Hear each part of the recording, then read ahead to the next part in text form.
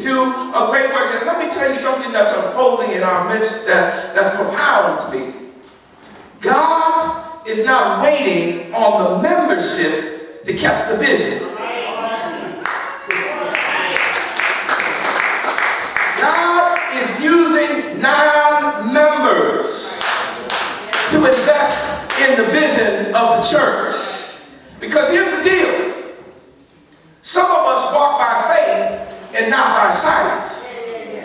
And then there's others of us that walk by sight and not by faith. So some of us need to see God in action before we can catch the vision of what God is doing.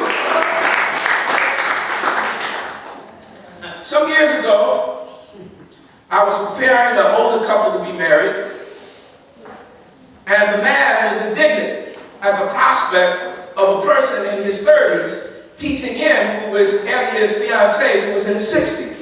He said, "Young man, I have children that are older than you.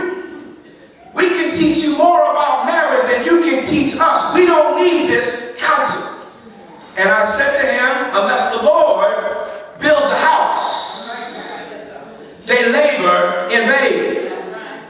God is rebuilding Union Baptist Church.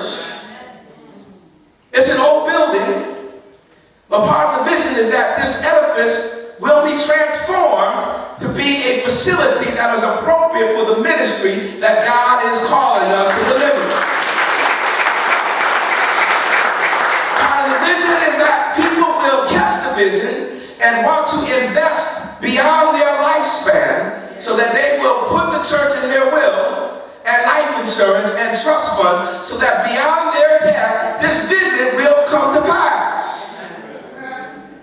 So here is what's required of the members of Union Baptist Church. The man said to me, "You can't teach us something because we already know it." That's what we got to deal with. This I already know it. This we'll do it the way it's always been done. This church requires members in this new season with this new pastor and this new vision to leave beyond the old mindsets, the old attitudes, the old practices, to be a people who pray and discern and immerse themselves in the moment and give themselves to what God is doing. The frame of reference is the adventure of the unknown.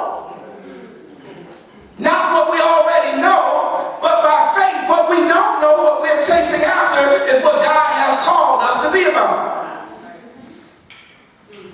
And so we need to shift. Shift out of old practices that we impose on the new thing that God is doing. That's why I said this choir in some way symbolizes where we are, emerging and evolving, not yet who we are. What was is no more.